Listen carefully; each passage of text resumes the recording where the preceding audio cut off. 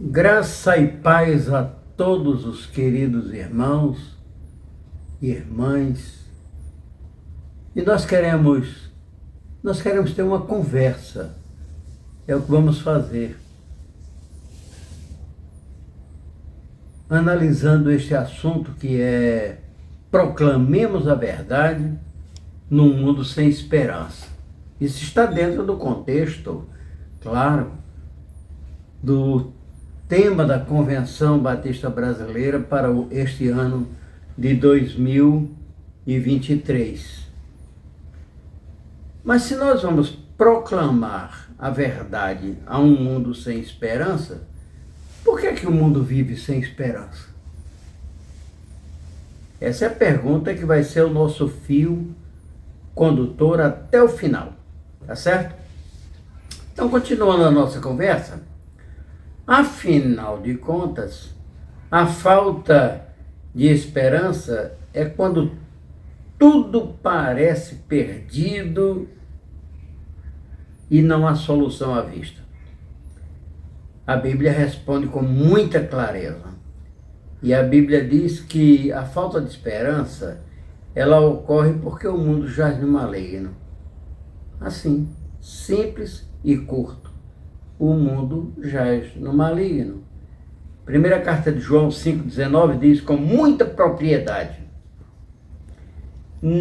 sabemos que somos filhos de Deus e que o mundo inteiro está sob o controle do maligno. Eu fiz a leitura na Nova Versão Transformadora. Ficou bem clara, né? Mas a Bíblia diz mais. Diz que o mundo está sem esperança porque simplesmente não tem Deus. Olha o que Paulo escreve em Efésios 2,12. Naquele tempo, quer dizer, no nosso passado, estavam vocês sem Cristo, separados da comunidade de Israel e estranhos às alianças da promessa, não tendo esperança e sem Deus no mundo. Como é que pode ter esperança se não tem Deus? Quer ver mais? A Bíblia diz mais uma razão por que o mundo está sem esperança. É que há quem não ponha esperança no bom Deus. E agora eu vou apelar para o Salmo 146, porque ele vai dizer assim: bem-aventurado aquele que tem o Deus de Jacó por seu auxílio e cuja esperança está no Senhor, seu Deus. Você percebeu, meu irmão? Minha irmã, você percebeu que o fio condutor é sempre a falta de Deus e, sobretudo, o mundo que está sob o controle da malignidade, do diabo, do demônio, do inferno. É o que nós vemos. É a nossa experiência. Porque nós vivemos dentro desse contexto de malignidade, infelizmente. Sabiam que existe uma esperança que é enganosa? Há uma esperança que é puramente enganosa. Existe mensagem que não traz esperança e nem pode trazer, porque falsa esperança não é esperança. Por exemplo, quando se prega que a vida futura não existe, é falsa esperança. E há quem pregue que o céu e o inferno são falsidades, são sonhos, lucubrações da cabeça de alguém. Quer ver mais? Quando se prega a salvação universal, é falsa esperança também. Salvação universal é aquela ideia de que Deus é tão bom, tão misericordioso, tão benigno, que no fim ele salva todo mundo. Seja quem for, o maior corrupto que houver, ele salva.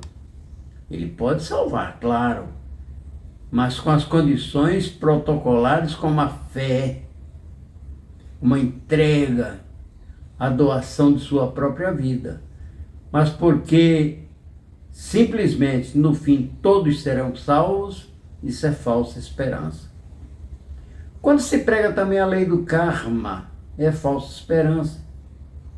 Essa ideia de que na vida atual a pessoa está pagando erros e pecados, purificando erros e pecados da vida anterior.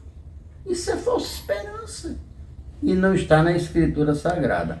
Então, o que é que a Bíblia fala sobre a esperança?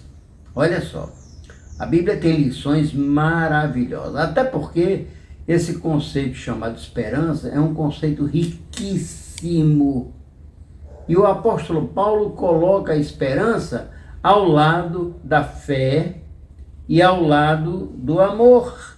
Lá aquele célebre hino ao amor em 1 Coríntios, no capítulo 13. Os poetas dos Salmos fizeram tocantes declarações sobre a esperança. Olha, eu vou ler só um. Salmo 62, que diz: descanse somente em Deus, ó minha alma, dele vem a minha esperança. Isso é alentador, é lindo isso aqui. E olha que o profeta Jeremias disse nas suas lamentações. O que é que ocorreu? Ocorreu o seguinte: a cidade de Jerusalém, eles foi à cidade e estava pedra sobre pedra.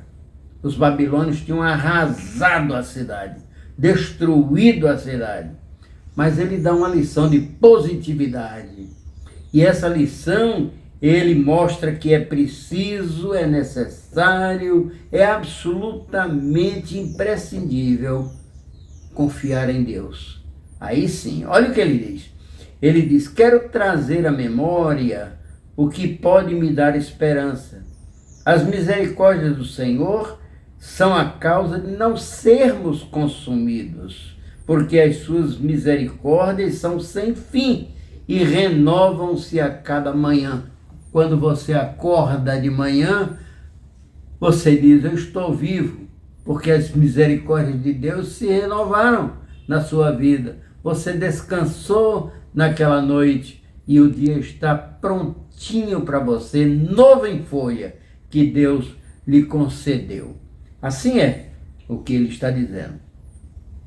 O Espírito Santo também coloca na pena do apóstolo Paulo uma nota de alegria sobre esse tema da esperança. Na Nova Aliança, esperança anda assim, para e passo com a segunda vinda de Cristo, que é tecnicamente chamada de parousia.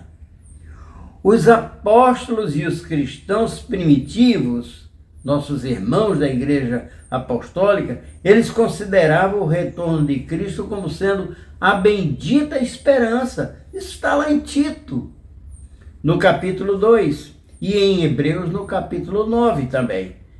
Por exemplo, em Tito diz: porque a graça de Deus se manifestou trazendo salvação a todos. Vivamos neste mundo de forma sensata, justa, piedosa, aguardando a bendita esperança. Olha aí o adjetivo que foi colocado pelo apóstolo Paulo. E a manifestação da glória do nosso grande Deus e Salvador Jesus Cristo. Então nós temos não somente essa palavra de Paulo, poderíamos seguir adiante com muitas outras expressões, mas tem uma de Pedro que é preciso colocar, e é confortadora essa. Olha o que Pedro fala na sua primeira carta, de 3 a 5. Todo louvor seja a Deus, o Pai de nosso Senhor Jesus Cristo. Por sua grande misericórdia, Ele nos fez nascer de novo por meio da ressurreição de Jesus Cristo dentre os mortos.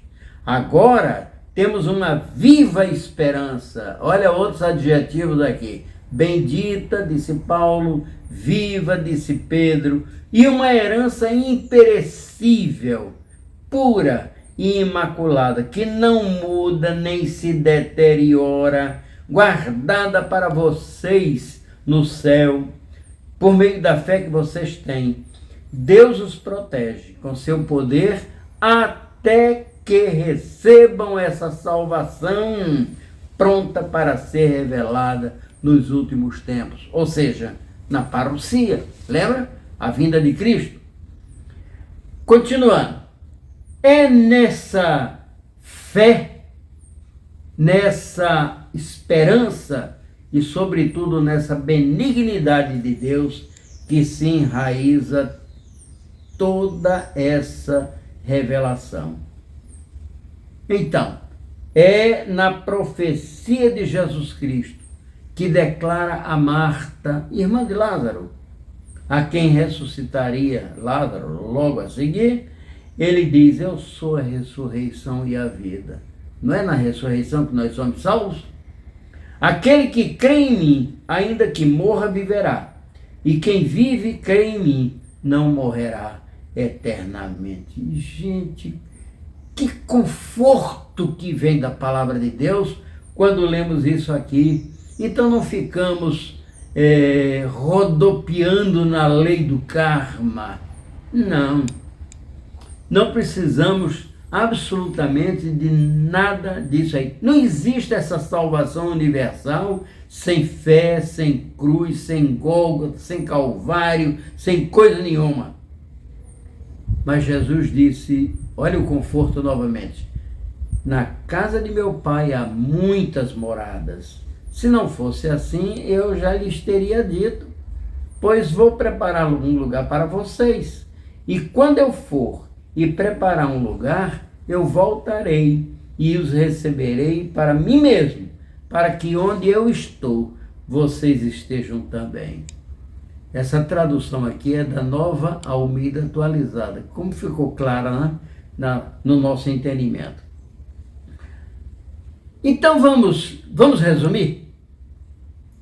A confortadora palavra que nós temos na Escritura Sagrada é a seguinte.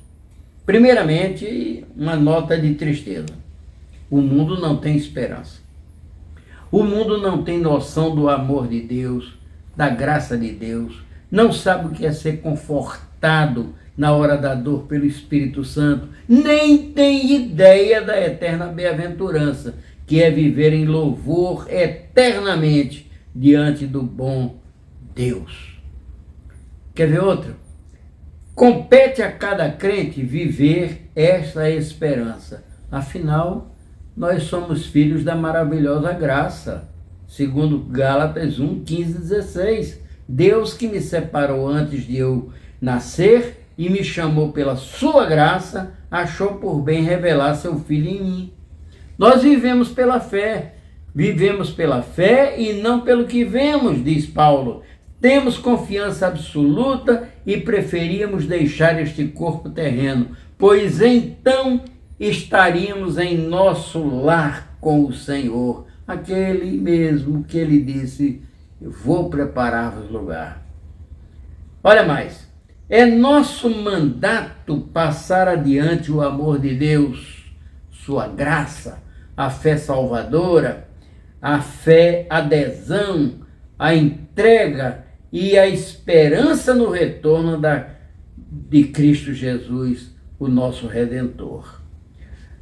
Lembremos então, irmãos queridos, irmãs amadas, lembremos então que o ser humano tem vivido sem esperança.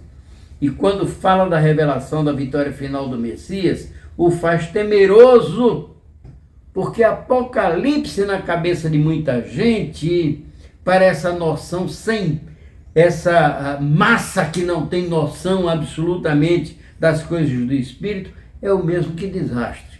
Isso é Apocalipse. É o mesmo que uma debacle. Ou como diz o dicionário, olha só, o dicionário Oxford Language, ele diz que o Apocalipse significa obscuro e aterrorizante. Não sabem nada da Bíblia, absolutamente nada da Bíblia. Pelo contrário, olha o que disse o autor do cântico Salvo pela Graça. Justificado eu fui, santificado eu sou, glorificado serei através de Cristo. Fui livre da culpa do pecado, sou livre do poder do pecado e da presença do pecado livre serei. Passado, presente, futuro.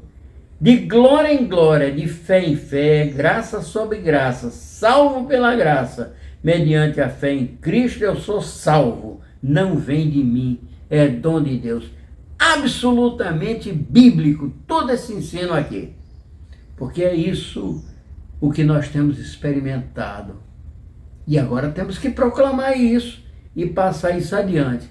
Lembrando que nada, posso dizer mais uma vez? Nada se compara ao louvor que Paulo insere na segunda carta aos Coríntios 3,18, quando ele diz: todos nós, com o rosto descoberto, contemplando a glória do Senhor, somos transformados de glória em glória, na sua própria imagem, como pelo Senhor, que é o Espírito. Ai, que Deus nos abençoe. Que Deus derrame sobre nós o seu Espírito, o Espírito de coragem, o Espírito de ousadia e o Espírito de testemunho, para que possamos anunciar ao mundo, sem esperança, o Cristo que dá vitória. Amém e amém.